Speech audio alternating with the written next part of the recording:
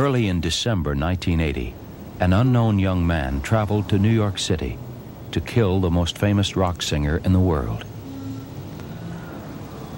This is his story, told by those who knew him and loved him. This is also the story the killer told afterwards to detectives and psychiatrists. And it is a story about the power of stories, and of one story in particular.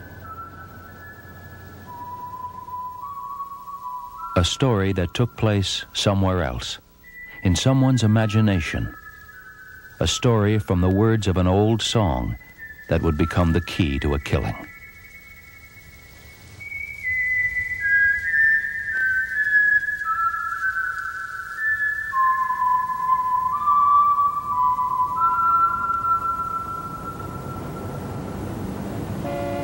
On the evening of Monday, December 8th, 1980, the young man stood outside John Lennon's New York apartment. Here, in the killer's own words, is what happened next. If you ever get a chance, go to the Dakota building. Just look at it and think that's where it happened. There was no emotion, there was no anger, there was nothing. It was dead silence in my brain, dead cold quiet. He walked up, he looked at me.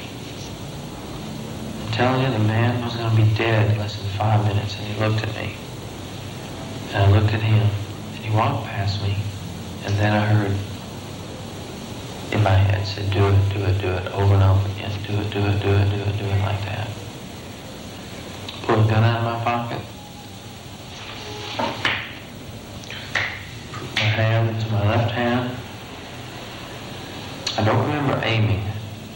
I must have, though, but I don't remember drawing a bead or whatever you call it. And I just pulled the trigger steady 5 times.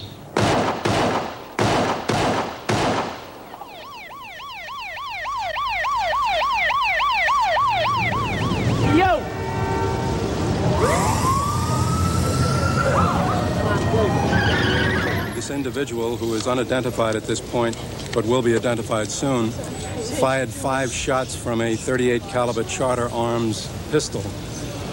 Mr. Lennon was struck several times. We're not positive at this time as to how many times he was struck. He's dead. He's coming back.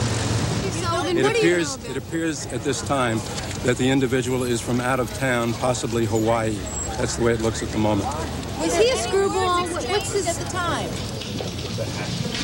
Hey, this looks familiar, doesn't it? Mr. Chapman, is that you in there? The unknown young man, 3 hours after he killed John Lennon. His name was Mark David Chapman. This police video shot that night through a 2-way mirror marked the beginning of the investigation of what turned him into a killer. Police had found Chapman minutes after the shooting, waiting quietly at the scene of the crime. He had dropped his gun. In its place, he held a paperback novel. Inside, he had written, "To Holden Caulfield, from Holden Caulfield. This is my statement." From that night onward, the catcher in the rye haunted the investigation of Lennon's death. Let me have your date of birth, okay? May 10, 1955. And that makes you how old now? 25. Okay, and you spell your first name? M-A-R-K. In prison interviews with detectives and psychiatrists, Chapman constantly returned to The Catcher in the Rye. Anyone, he said, who understood the book would understand why. And you read the book, and you think about me and the terrible fall, and you read, "I'm sorry I told so many people about it. Don't ever tell anybody anything." And it might hit you. You might really come to the full scope of understanding of what I've stood for in my life, what the terrible fall was, and what I'm doing now, and what I will be doing in the future. It just might come to you. I'm praying that it will, and that you realize that something very extraordinary has happened with an extraordinary book, and without ego, an extraordinary person. And Lennon, an extraordinary person. The Beatles, an extraordinary cultural movement in the 60s and early 70s. Probably the cultural experience, musically and culturally. They changed the world as we know it. And I changed them. At his trial, Chapman pled guilty. His testimony was never heard. The only statement he made was to read a passage from The Catcher in the Rye. The reason I killed John Lennon was to gain prominence, to promote the reading of J.D. Salinger's The Catcher in the Rye. I'm not saying I'm the Messiah or nothing like that. If you read the book and if you understand my past, but you seem to understand my past pretty well, and you would see that I am indeed the catcher in the rye of this generation. Our book for discussion in class this morning is J.D. Salinger's Catcher in the Rye. It is a book that is at the top of the list of the most banned books in the United States. The banning of The Catcher in the Rye in many American schools is an ironic fate for such an acclaimed work of literature. This funny, sad novel about a teenager driven to despair by the phoniness and hypocrisy of the adult world has been so often outlawed by other adults. The theme of phoniness certainly is a predominant theme throughout the book. A crusade against phoniness, one critic called it. Teachers know how deeply the book impresses some teenagers, and how deeply they identify with its hero, Holden Caulfield. But listen now anyway. He started concentrating again. Then he said, "This fall I think you're writing for is a special kind of fall, a horrible kind. The man falling isn't permitted to feel or hear himself hit bottom. He just keeps falling and falling." He tells him it's a special kind of fall. It's a horrible kind. And it is. Look at what's happened to my life on the surface. I murdered a man. But not only did I fall, but I took a lot more with me than just myself. A whole era ended. It was the last nail in the coffin of the 60s. There's a place I go where I don't know who I am. This is a recording Mark Chapman made of one of his own songs, written in the late 60s.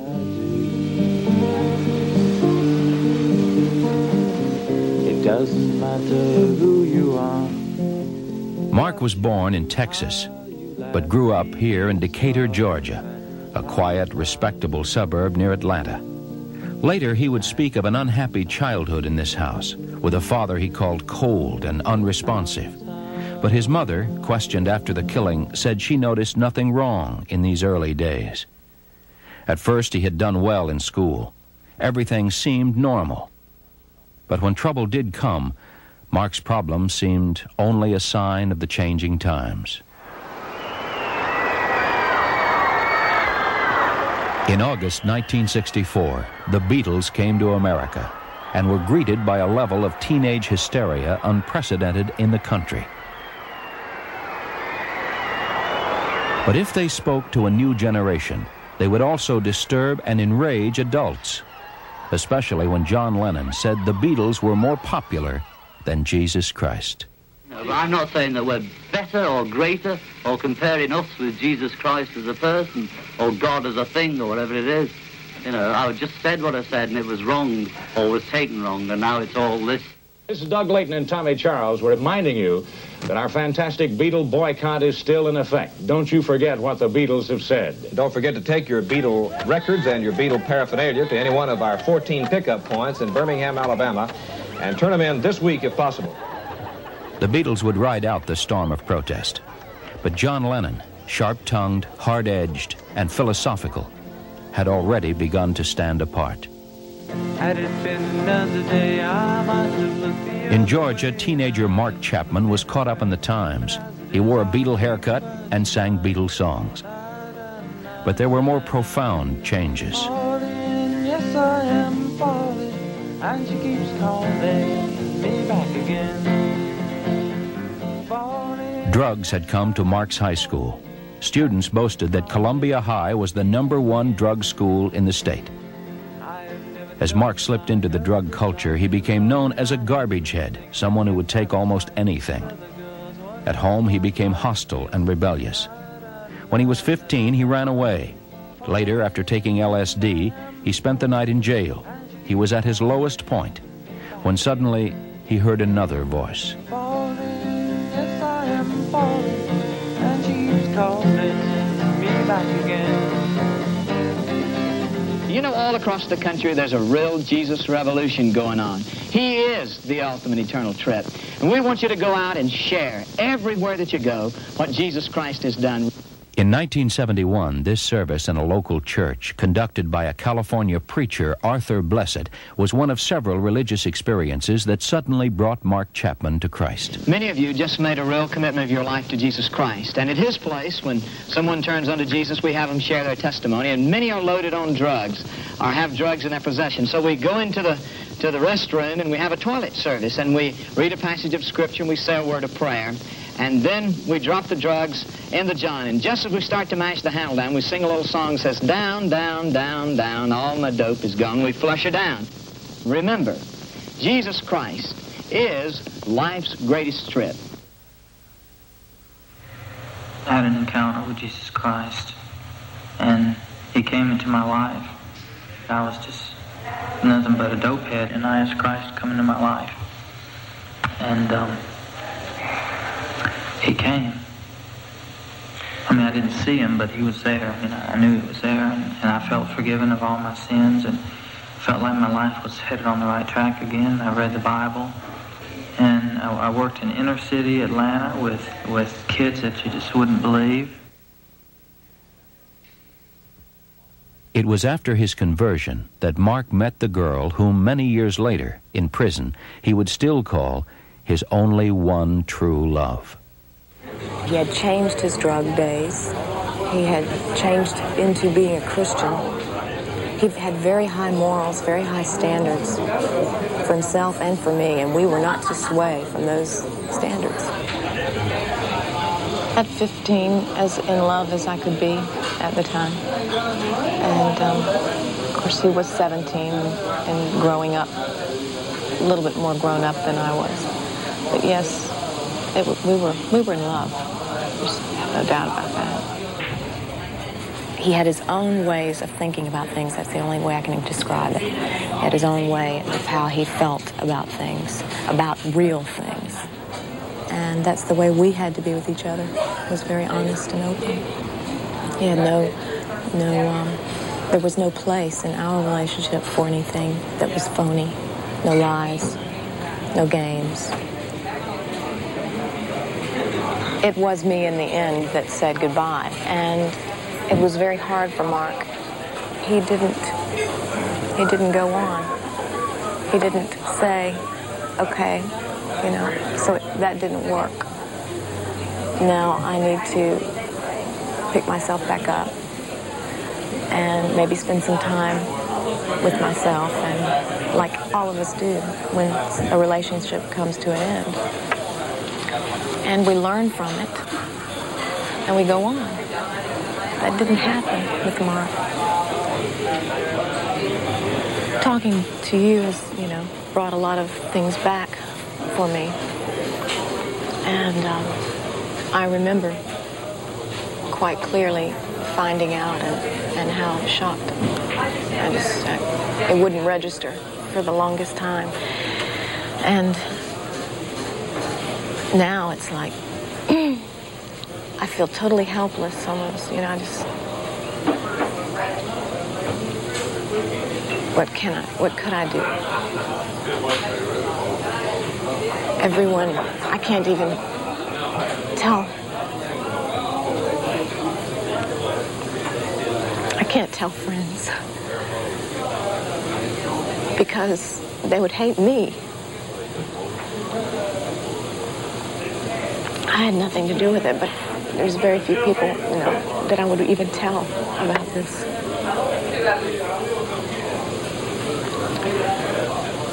It's a very hard thing to think about him spending the rest of his years there, you know, because he was such a special person.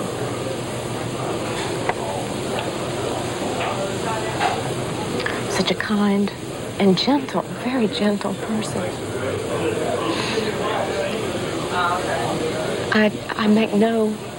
I'm not undermining in any way what he did.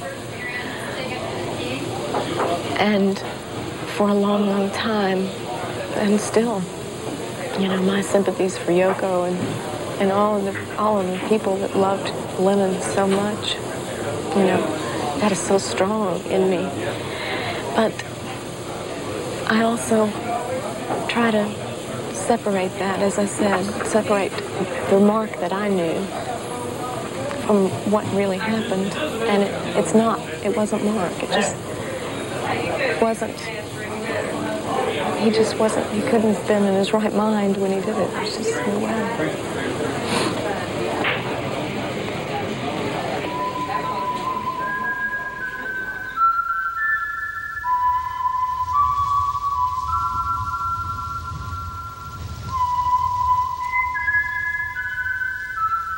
Mark Chapman was 16 when he read The Catcher in the Rye for the first time. He was the same age as the book's hero, Holden Caulfield. In the book, Holden's crisis is about growing up. Mark had now begun to spend more time with children. He had applied to become a camp leader for the YMCA in Decatur, where he worked for Vince Smith. I knew Mark Chapman quite well. He served as assistant director when I was director at Camp Coda. He was particularly good with little children. In fact, I've never seen a boy of his age that was so good with little children. He was like a Pied Piper. They'd follow him around. He struck me as just a fine young boy. I didn't see a fault in Mark. He tended to have grand ideas that would, grand passions that would stick with him. And then one day they'd be gone and another one would come back. I felt that the Catcher in the Rye business was one of Mark's passions, but I didn't see anything, and I'm familiar with the book, I didn't see anything in there that made me think that was going to be a more serious passion in another book. In fact, I figured that next week he'd have another book that he'd be trying to get everybody to read. He certainly didn't seem like Holden Caulfield to me. And Nemo was his camp name. Nemo. And I called myself Nemo for 7 years at the YMCA day camp, until I found out what Nemo means in Latin. What's it mean? It means nothing. Literally nothing. Well, Cindy was a very shy child, and she was 9 years old the summer she started to camp. And the first day that I took her, she was very nervous and cried, and I left her crying.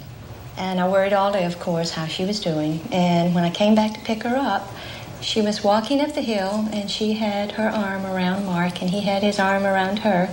And there was this big smile on her face, and I knew that she had found a friend. He was just totally honest, totally sincere. He truly cared for me. And that is very odd for an adult to react that way for a child. He did not treat me like a child. He never spoke to me like I was a child. He spoke to me like I was his age and that I could understand everything that he was saying to me. But then again, he didn't really act like an adult.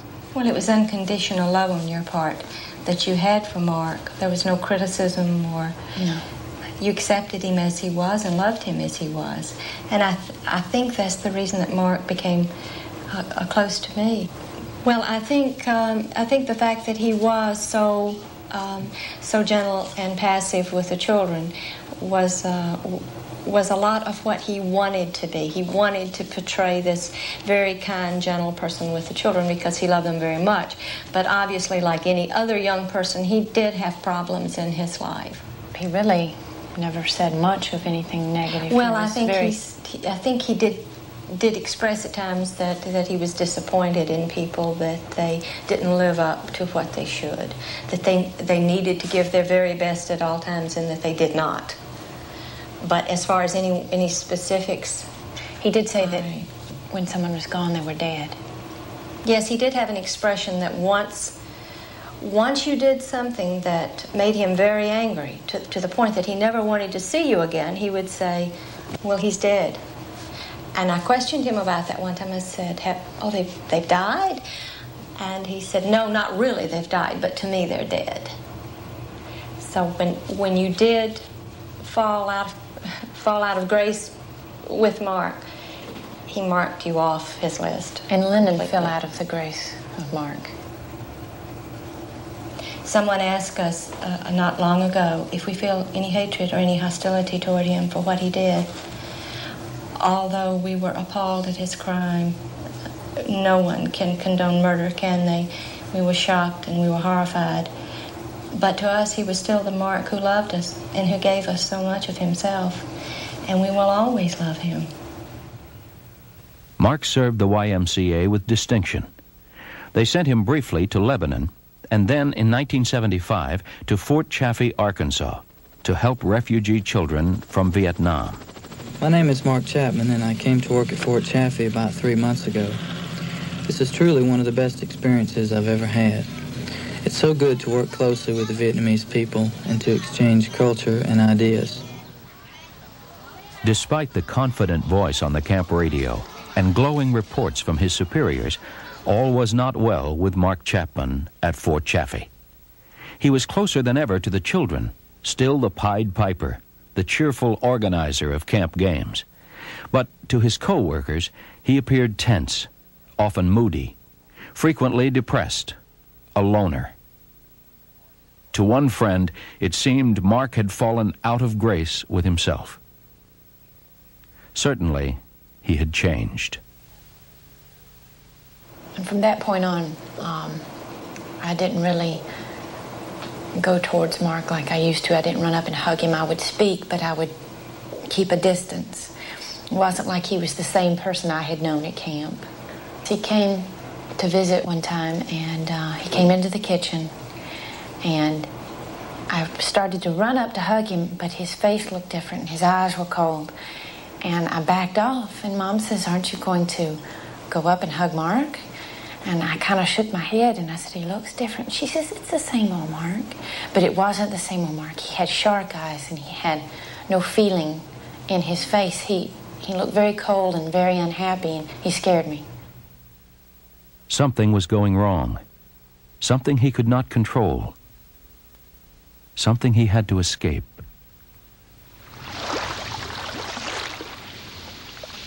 In 1977, Mark Chapman came here, to Hawaii. He was 22 years old. In the past year, he had walked out of the YMCA. He had flunked out of college and broken off an engagement. He had come to Hawaii to escape everything.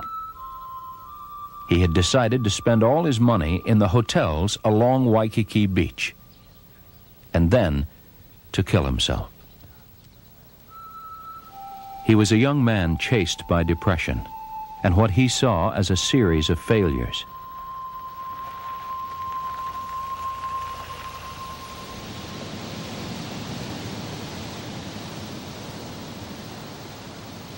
On June 20th, he drove to a remote beach. He connected a hose to the exhaust pipe and tried to asphyxiate himself, but his suicide attempt failed when a fisherman knocked at the car window. Later in the hospital, Chapman told doctors, I think of myself as a boxer in the 27th round, my face all bloody and bruised. He could give no reason for his depression. It was just there. In the late 70s, John Lennon, who had spent so much of his life in the public eye, withdrew into private life. For 5 years, he gave no interviews and made no records. He had disappeared from the public stage.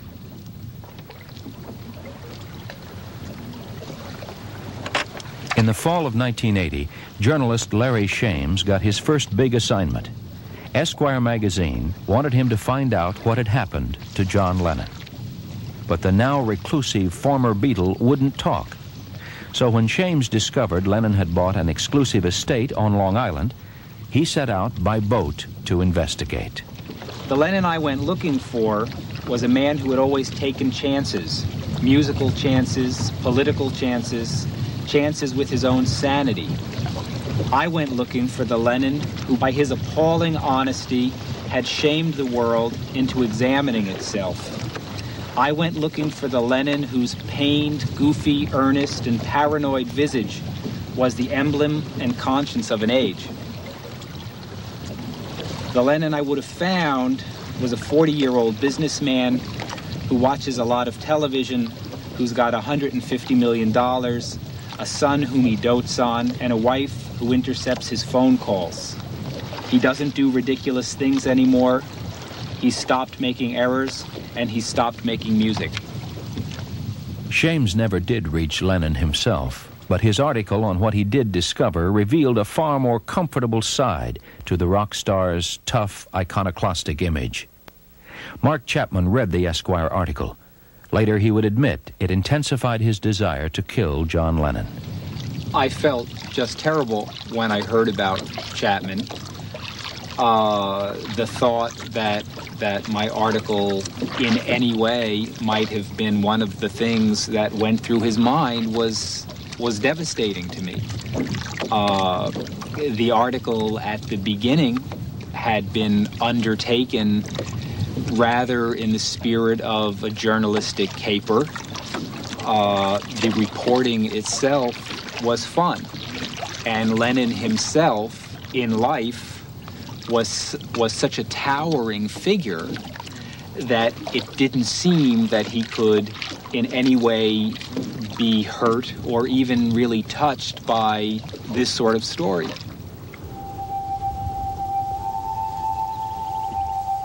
In Hawaii, Mark Chapman's own story had entered a new chapter. He now saw his failed suicide as a message from God that he should make a new life for himself. He settled here on the island of Oahu. At Castle Hospital, where he had been treated after the suicide attempt, he stayed on to become a popular and useful employee. To friends like Judy Harvey, Mark seemed cheerful, outgoing, and untroubled by his past problems. Others were not so sure.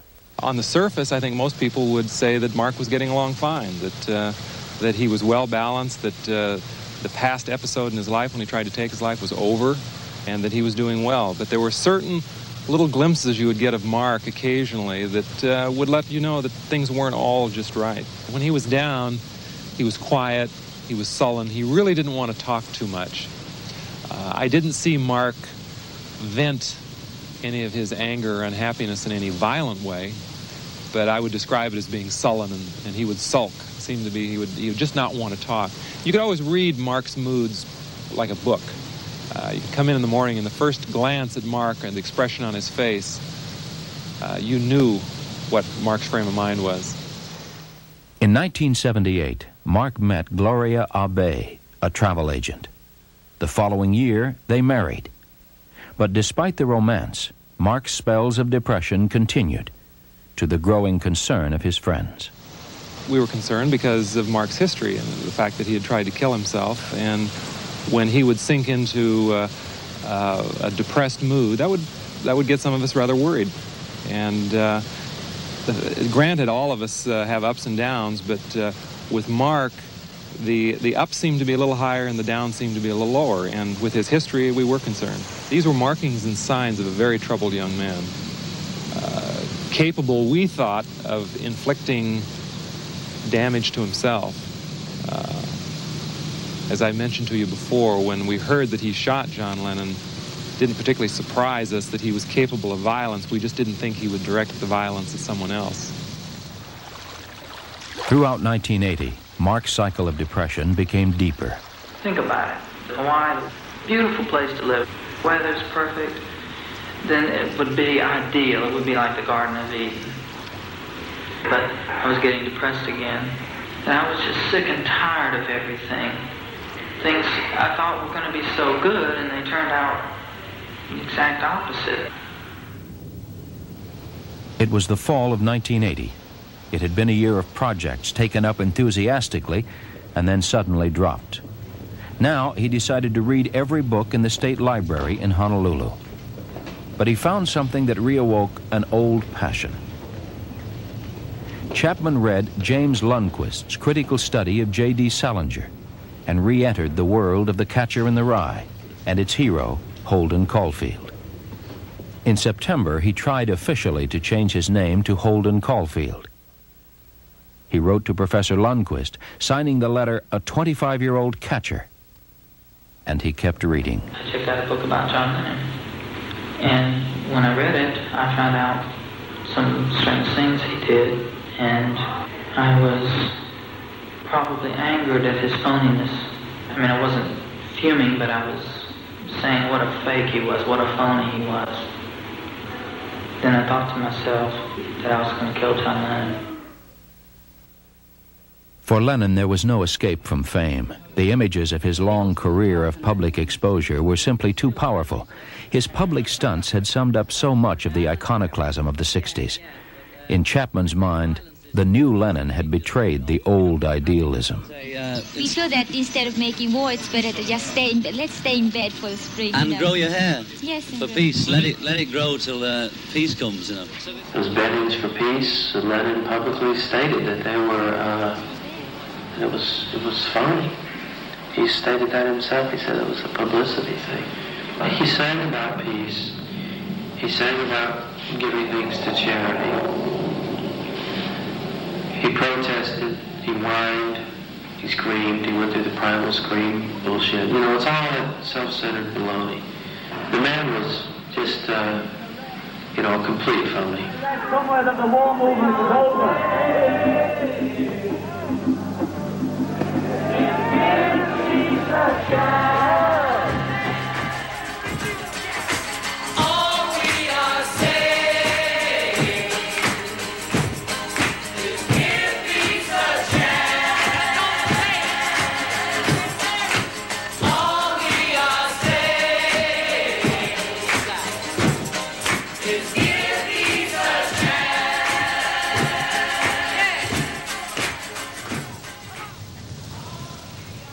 If a body meet a body comin' through the rye were the first words of Robert Burns' famous 18th century song. But in the novel The Catcher in the Rye, Holden Caulfield is spellbound by a young child singing, "If a body catch a body comin' through the rye." It's that misunderstanding that gives Holden an image of himself, an explanation for why adults become phonies, and why innocent children need a catcher in the rye. Holden sees himself standing on the edge of a cliff and stopping children from accidentally falling over. The cliff is symbolic, or rather, the fall of a child is symbolic of the transference from adolescence to adulthood. When a child falls off the cliff, he becomes an adult. 9 times out of 10, he becomes a phony. Holden doesn't want to see that. He wants to see the whole world full of nothing but children, non-phonies. And he wants to catch them and keep them. But you see, what happens to Holden is he does fall off the cliff. He does fall. And that's what's happened to me. I will never hit bottom. Never. I'll just keep falling and falling and falling. I fell off the cliff, but I never did become an adult. On October 23, 1980, Mark Chapman signed his timesheet, John Lennon, and quit work at the hospital. 4 days later, he bought a gun, a .38 caliber Saturday night special. At his apartment in Honolulu, while his wife worked, Chapman stayed home, listening to Beatles tapes and making his plans. I want to tell you, I had it made. I had a great one, fantastic apartment. Everything was just on the surface, tremendous. What happened? I don't know what happened. I just got depressed again, quit my job, bought a gun, and came over here and killed somebody. That's what happened. From heaven to hell in about a month. In November 1980, Chapman arrived back in Atlanta. He had just spent a week in New York, waiting in vain to see John Lennon. The last time I heard from him was in November or in the first week of December. I remember on the phone he said, "I won't be back through here again." And I said, "What do you mean? You won't be back into the States," meaning from Hawaii again. And he said, I just don't think I'll be back through Atlanta again. And he said, "I'd like to get together." And I thought we could talk over old times. And I was very uncomfortable with that. I felt like, why do you want to talk about old times? You know, this is now, those were then. I thought that was all settled. I thought that was all settled. And he got very upset, and he said, "Aren't they important to you?" I remember him almost at the point of tears, you know. It was very emotional for him. Aren't they important to you? So that was the time that last I could have seen him. And I guess we never said goodbye. And it's not that he's dead in my mind. It's that he's gone.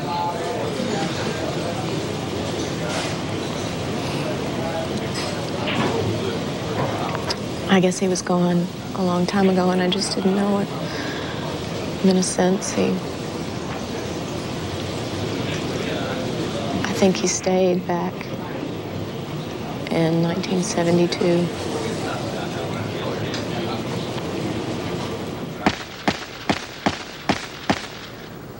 But Chapman's return home had another purpose.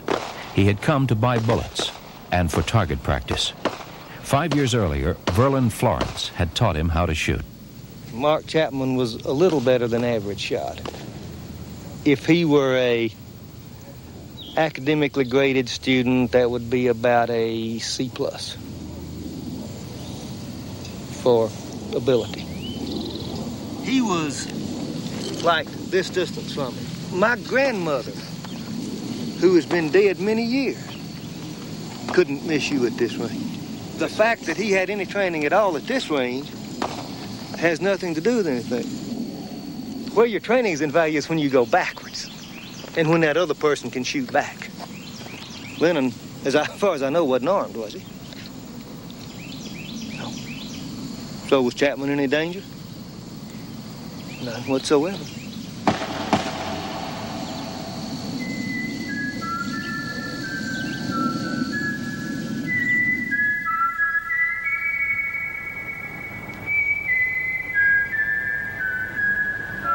On Saturday, December 6th, 1980, Mark Chapman returned to New York City. New York was where John Lennon lived. It was also the setting for The Catcher in the Rye. In the book, Holden Caulfield wandered through New York for 3 days, from Saturday to Monday, his desperation growing. Now, from Saturday to Monday, Chapman too wanders through New York, looking for John Lennon and walking in the footsteps of the catcher. In the book, Holden annoyed taxi drivers with the question, where do the ducks in Central Park go in the winter? Now he goes to Central Park to ask the same question. In the book, Holden checked into a cheap hotel but felt ill at ease in his small, miserable room. Now Chapman checks into the YMCA on 65th Street. He quickly becomes dejected in his $16 a night room.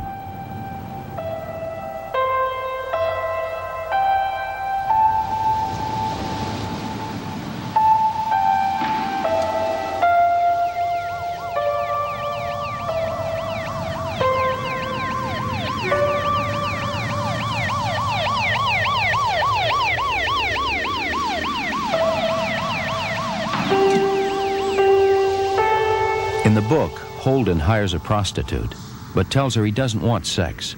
He just wants to talk to her. On Sunday night, Chapman does the same. He pays the woman twice her normal rate and sends her away. Later, Chapman would say these coincidences were just accidental, signs that destiny was at work. The story of the Catcher in the Rye ends back in Central Park at the Carousel. Here, as Holden watches his little sister go round and round, the tired, confused young hero of the novel finds a kind of grace and relief from the mental turmoil that has haunted him. But for Mark Chapman, watching the Carousel that weekend, there would be no grace. For him, there would be one more chapter. Do you think Holden's a real nice kind of a guy and everything? He wouldn't hurt a flea? Well, he wouldn't, at least up to the point in the book. I think Holden was capable of killing someone. While Chapman sat by the Carousel, a few hundred yards away, John Lennon and Yoko Ono were at their Dakota apartment. In the past few weeks, Lennon had suddenly emerged from seclusion. He had released a new album and was giving long interviews in the press. For Chapman, those interviews and the songs on the new album seemed to sum up Lennon's whole life. Later he would say it was as if Lennon had recognized his destiny and had foreseen that their two paths would converge.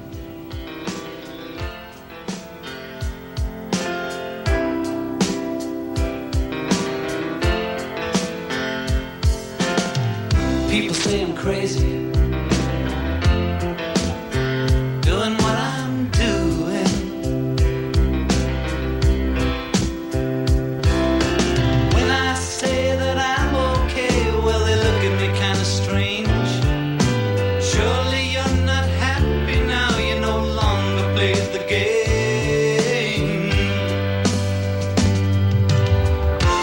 I'm just sitting here watching the wheels go round and round.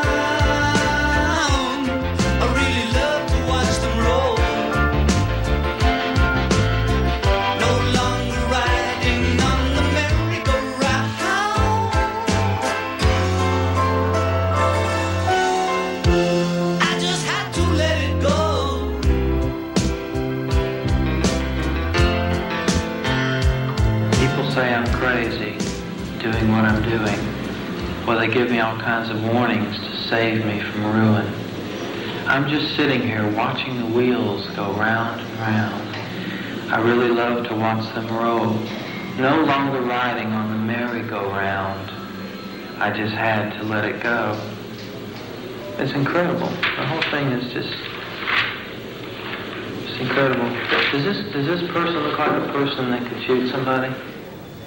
Chapman had moved to the expensive Sheraton Center Hotel in Midtown Manhattan. On Monday, December 8th, he woke up late, around 10:30. He dressed and then on the bureau created a display of his possessions, his Bible, his passport, and a still from his favorite film. I just got up and laid out the things and went down and bought The Catcher in the Rye. And I went outside in the street and I wrote, "To Holden Caulfield, from Holden Caulfield." And I wrote, "This is my statement." And I just knew that I'd never return. That's the way destiny works. You don't always question it, you just do it. I kept saying, just go back to the hotel, pack your bags and go home now, you know. Don't do it. Go back to your hotel. Get the doorman to get you a cab right now. Do it now, you know. But I didn't do it. I stayed. It was like a movie. It was like I was in a movie. I got a gun. I got hollow point bullets. I thought he would just drop right in front of me, and that was it. Well, he was about 25 feet away, but I thought he was just going to fall down, like in the movies. Fall down dead.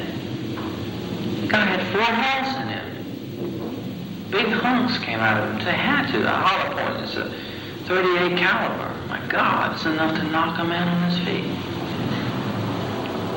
I don't know why I chose him exactly, but I was just fed up with the world, and I thought if I murdered this guy, then it would be all over for me. And then that would kind of be a solution in a way to everything.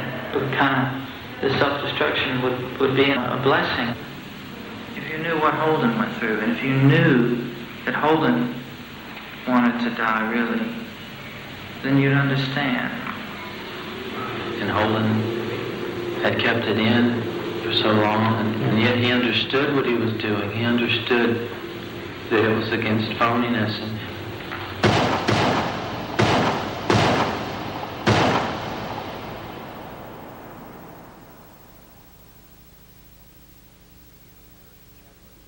if at first Chapman's motive was a mystery, it immediately became the subject of debate and conjecture. There was no shortage of explanations. But while the headlines tried to satisfy the public's need to understand, there was a more private battle going on over the content of Chapman's mind. The prosecution believed he killed Lennon to become famous. The defense, because he was insane. The psychiatrists disagreed. Before them was a young killer who knew he was Mark Chapman, but also claimed he was the personification of a fictional character. But you see, this whole thing, Lennon, me, the book, is so much bigger than guilty and not guilty. Unless you know the book, unless you know me, you can't really understand it. I think people have fantasies all the time, and people identify with stories they read all the time. You become involved in a book or you become involved in a movie, but to have it become your life and use it as a script for carrying out some very strongly felt mission is something quite unusual, and I think he identifies with the gentleness of Holden Caulfield, because Mark identifies also with the innocent children of the world. He sees himself as their advocate. He feels himself to be one of the innocent children of the world, and he is going to do everything in his power to avoid hitting the bottom of that cliff. Mark probably saw John Lennon as a representative of, a very well-known representative of an individual who had been an innocent child and had fallen off the cliff and become an evil, exploitative, phony adult, and deserving of whatever punishment Mark was going to mete out. People who identify with characters in books and films and begin to take on some of their characteristics in real life are choosing to do that.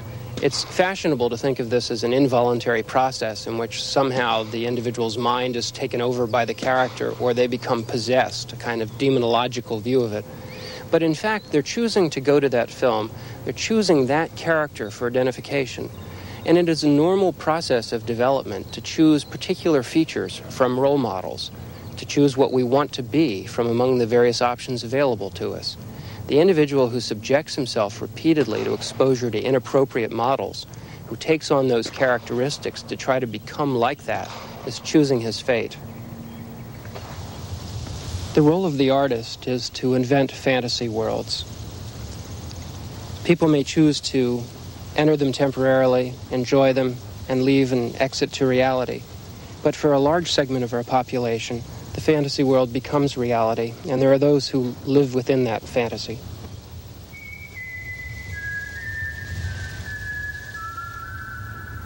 Central Park, not far from the Dakota, not far from the Carousel. Here, every Saturday, children come to listen to stories beneath the statue of Hans Christian Andersen. This has been a story, in part, about the power of stories. But it would be unfair to that story in particular, and certainly to Holden and what he held dear, to have to bear responsibility for what happened. That lies in the mind of a young man who chose to change the story and call it his own. The tragedy is that it came true.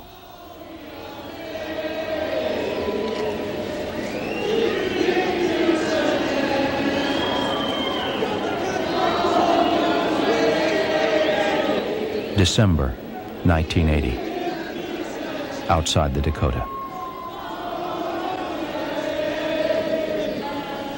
Somewhere in the crowd, another young man with a gun in his pocket. His name is John Hinckley.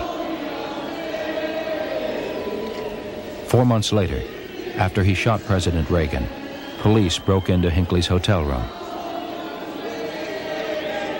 Among his possessions, they found a well-thumbed copy of The Catcher in the Rye.